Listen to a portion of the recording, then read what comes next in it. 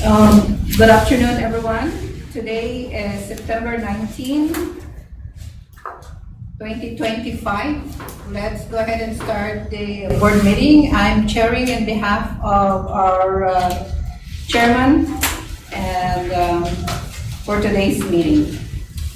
Let's start with our call to order. Roll call, please. Carly Umbrero, Rose Reno, Present. Gina Ramos, Yolanda Cabanas, Present. Frank Ariola, Here. Richard Saban, Here. Faye Velasco, here now. We have a quorum. Dr. Mary Okada, Here. Kenneth Bautista, Here. Francine Galau, Here. Attorney Roland Antonia. Okay, that's it. All right. Everyone, let's all recite our mission statement. Guam Community College, the leader in career and technical workforce development, providing the highest quality, student-centered education and job training for life creation. Next is approval of the monthly meeting minutes last August 22nd. It was sent to the board by email, and you also have a copy in front of you.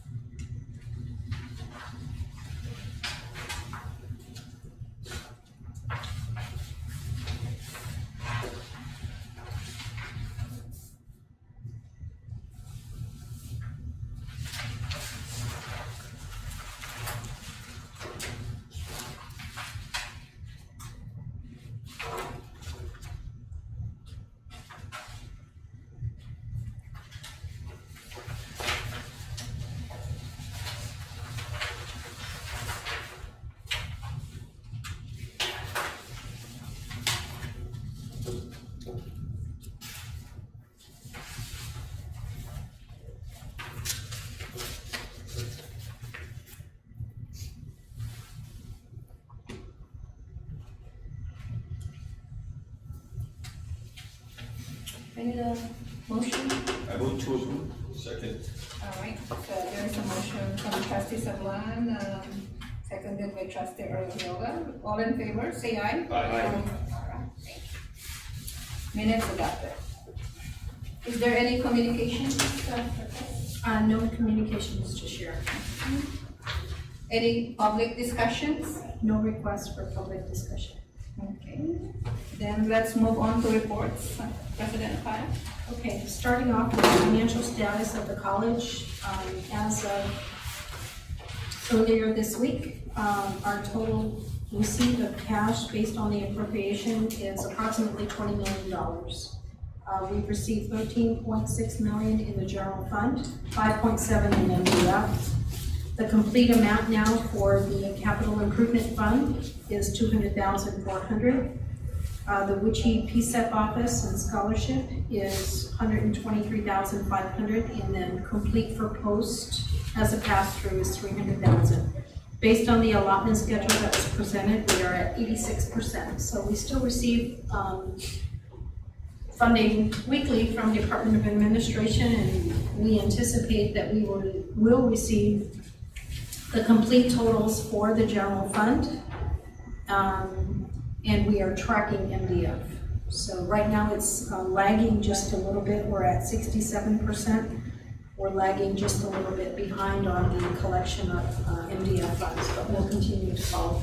We're 2 weeks for the remaining for the fiscal year. Yeah, but yes, but we're still monitoring based on the collections that are received for MDF. In addition, the college did submit a proposal to APIA scholars, as we have done in the past, and there was a proposal we submitted to strengthen our pathways for students, and so that grant has now been approved. The college has also received word that we will get $1.2 million to support paramedics and procurement training. Oh, that's awesome. So 2 cohorts of paramedics and, and, uh, and, uh, advanced procurement training, more of the hands-on. including equipment. Including equipment. So, so, um, 2 cohorts of paramedics and advanced procurement training, more of the hands-on, including equipment. So, 2 cohorts of paramedics and advanced procurement training, more of the hands-on. Is that, can we get? I believe it's part of the budget that we submit, so this will help us localize the program internally and make it a GCC program instead of outsourcing it. Okay. So that'll be quite helpful.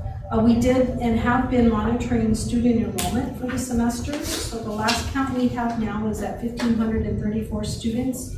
This is just, it's less than 100 less than what we had last year. But there are also students that have yet to register for the second 8-week courses that won't start until maybe next month, sometime next month. So our enrollment is, stable, I would say, for the academic year. We're watching the budget for GCC based on the budget that was passed by the legislature and vetoed. The appropriation for GCC is at $23,263,820. And this reflects what they have labeled organic growth. So it's not what we requested for, but it is a little bit more than what we have in the current year to address the increase in medical insurance and retirement. Okay. So we're anticipating that the budget will be passed before the end of the fiscal year and into 2026. So we're monitoring that. I believe the legislature goes into session next week. Okay. The college, though, has been informed that Title II, which is adult education, will not be funded in 2026. We did receive the funding for 2025, but in 2026 it will not be funded, so we are looking at other mechanisms that we can use to ensure that the adult education courses continue. So one thing that we currently have is the partnership with U.S. Department of Labor and the Youth Build program, because part of the Youth Build program allows individuals that don't have a high school diploma or a GED to actually get one. So there is a separate program that already exists that will allow us to some extent continue those. What's the cost of the program, adult? So we receive about $600,000 a year, but we will, try to identify other funding mechanisms or include it as part of our fiscal year 27 budget. So maybe not the full amount, but maybe a component of it. So, because it is our mandate, part of our mandate as the state agency for adult education to provide those services to participants. One of the requirements they have this year is for all graduating high school students to complete the FAFSA as part of the graduation requirements. So our financial aid office, working with the financial aid office at the university with GDOE, is working on informing and training counselors on the FAFSA requirements and helping to facilitate that requirement as well. So we're working with that. And then the colleges, I'll talk about the construction labor, but we are working on seeing 3 projects that will be done this fiscal year, 3 construction projects. We're hoping to see that completed in the next couple of months. And then one conversation that Dean Pilar and I did have with the Bureau of Women's Affairs is to discuss the possibility of doula training. So there's an outreach that they gave us information on the outreach activities that they're doing for doula training, and we provided it. So we'll see how that continues to go through. And that's all I have for now. All right. Thank you, President Abada. CIP? I'll get into the details of CIP. The only other CIP that is not part of the unfinished business is the public health inspection that we're still continuing to address. Okay. So there's still some renovations that we are working on. One in particular is building 500. There is a requirement for us to put an internal wall in 500 in order for us to use that facility for automotive. So that'll take about 20 days. We just awarded it. They've gotten their clearances, so it'll take about 20 days for us to complete that project. Yeah, because the structure is good, but there's rust on components of the building, so we have to put up we have to put up some wall, we have to put up a wall in order for interior, so that people don't get hurt from the rust. Yeah.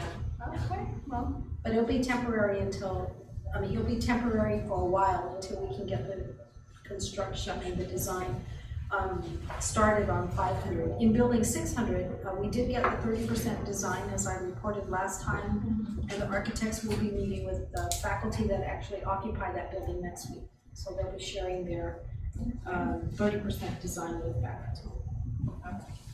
thank you. Monthly activities report, student trustee, Ms. Faith.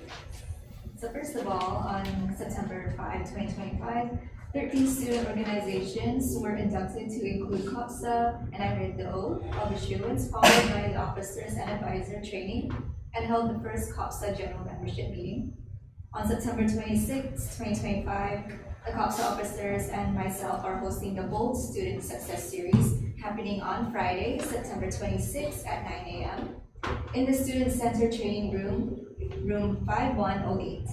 Students are encouraged to gain the skills they need to thrive this academic year and their chance to learn strategies for academic success and time management. The next COPSA membership meeting is scheduled on September 19, today, in room 5108. Also, there is a special selection for the Guam Youth Congress. GCC is seeking 2 student representatives where they will be part of drafting bills that represent the voices, aspirations, and needs of Guam's youth. October 7, 2025, in conjunction with the President's Office, COPSA will be hosting Meet the President at the Multipurpose Auditorium, held at 2:30 p.m. Lastly, September 16, 2025, CSI and COPSA collaborate with the Guam Election Commission on a voter registration outreach event on campus for National Voter Registration Day this past Tuesday, September 16, 2025. And that's all I have. Thank you. Well, there's a lot of activities in there. All right. Faculty advisory member? Hi. Okay, so faculty, we continue to recruit students in all our programs. At the start of the academic year, our numbers have been steady or increased in our classes. A program to note is the CTE Bachelor's Program. At this time, they have 21 students declared in the program with 4 new students that started this fall semester. September is ASL and Deaf Awareness Month, and our ASL students have been participating in numerous events in the community, such as visiting Career Tech Charter Deaf Academy, EHDI Conversation Series, and the Guam Coastal Cleanup. And there is a proclamation signing at Adadu happening at, I think now, or 1:30 today for ASL. The Education Department will be attending the UOG Cedars EHDI Early Childhood Fair on September 20th at the Micronesian Mall. We're promoting our programs, and student volunteers will assist in art activities for the children. And lastly, the Constructions, Trades, and Engineering Department is proud to announce several things. Creation of partnership with GWA and DOL to start Water Waste Technician Apprenticeship Program, and a partnership with Department of Agriculture and the Western Pacific Fisheries Council to train students from Guam and the region, Hawaii, Samoa, FSM, etc., in commercial sustainable fishing techniques and marine mechanic operations. Yeah, and continuation of construction boot camps and articulation of high school programs to immediately affect the local construction workforce. All right. Yeah. Thank you. Thank you. Support staff? Actually, there's nothing new to report in this meeting. Okay. From the board member? No? I don't see it on the agenda, but are we going to talk about the presidential search? In executive session. Yeah. So I don't have any. I think the report. Well, thank you so much, but I'm not having a report, but then just kind of reminder for everybody, September is Emergency Preparedness Month. So maybe in your, your own area of meeting, so it's very, it's a kind of reminder for us to pull out our emergency preparedness plan for the campus so that we know what section, because I think it's best for us to prepare, for all those natural and disasters, emergency that we need to work on. And I know you guys did a good job from the last Typhoon Mauer, but it's just pulling out that emergency preparedness plan so that everybody can be can be aware of and what's our rules and responsibilities in your section. So but thank you so much, and then you guys are preparing it, but it's also the same time Faith for what is the student's role into that. Okay, like maybe some kind of a topic area when you do your class assignment. Okay, thank you. All So right. Freddie, where did you find some literature on that, on the emergency preparedness plan? Environmental health. Environmental health? Yeah. Okay. Yeah, I know we do have. Okay, thank you. Hello, Mr. Chairman. Sorry. May I endorse it to you now for the record? Our chairman is here, so I'm gonna hand over to continue to run the meeting for our board meeting today. To our chairman, William Guerrero. Before he starts the outreach report. No, not this time. All right. We were at unfinished business. Next, we're just doing the trustee report. Okay. Anybody else with any outreach? That's okay. Nothing to? Not that we know. So moving on to unfinished business. Okay, I'll start with the Wellness Center. So right now, we're still waiting for alternate options from TRMA. So I did get a request the other day, and so they are aware that we are following up. Next is Building B. So Building B, they will actually do the water tapping, so delayed about a week, but they will do the water tapping for Building B on September 27, and they are committing to complete that project by October 3rd. The water tapping by October 3rd. So shortly after that, we'll begin to go through the environmental process, DPW, the whole building occupancy process. So that's Building B. Workforce Development Center is currently at 94.5% complete. And we're just waiting right now. There is a potential change order to relocate the electrical panel. So if they relocate the electrical panel, we're working on a deductive. So there's a lot more required for where we had anticipated the panel to go to where it's being proposed. So we're waiting for that to come through. And so, but they're almost done as well. Culinary Arts and Baking Center. We got occupancy right before this meeting for half the building for baking. The other piece of it is still pending. There's some work that they need to do in the kitchen, but we need the baking section for our students to come back to campus. So we just got that signature right before this meeting. So that part of the building is now ready for faculty and students to move into. Building 2000, the power will go out tomorrow in Building 2000 so they can correct the discrepancies that we've identified in the electrical wiring. So that project should be completed. Target is the end of this month, but they're coming in tomorrow to work on that. The solar parking and Building D, we did get a proposal for the A&E component, and I'm reviewing that right now because we may need some additional funding requirements. So we'll work on that so we can get the solar parking project going.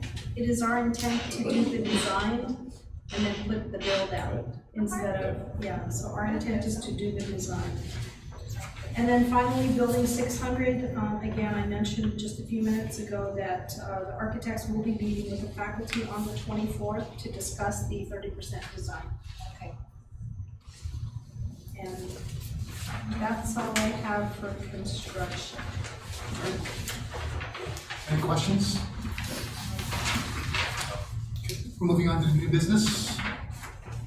So this new business is just an oversight. There is a PPEC meeting that will happen in Palau in October, and I just request for your approval to attend that meeting.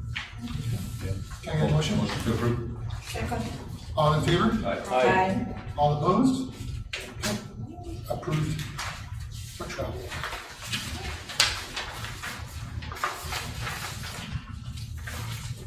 Anything else? That's it. Okay. If there's nothing else, can I get a motion to move into executive session, please? Second. All in favor? Aye. All opposed? Executive session it is. Thank you, everybody. Thank you. Have a good weekend. Sorry I was late.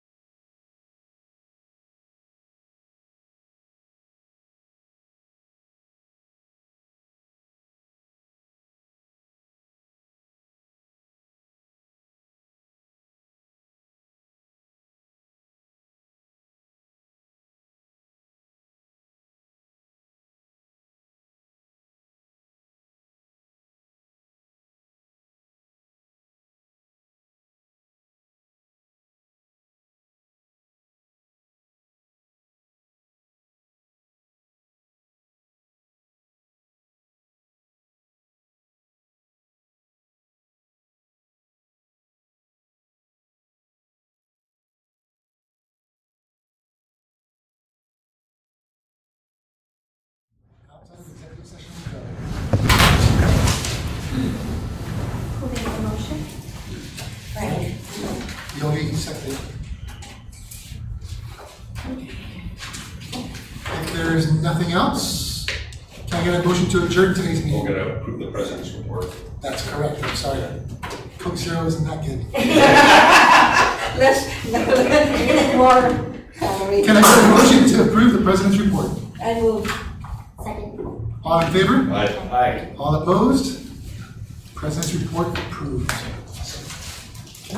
And if there's anything else that I may have forgotten, if not, can I get a motion Forgot. to adjourn today's meeting? Make this motion. Is it first? Can I get a second, Minutes. please? Can I get a second, please? Second. All in favor? Aye. Meeting adjourned. She has a meeting, right? Have a good weekend, everybody. Now. Thank you.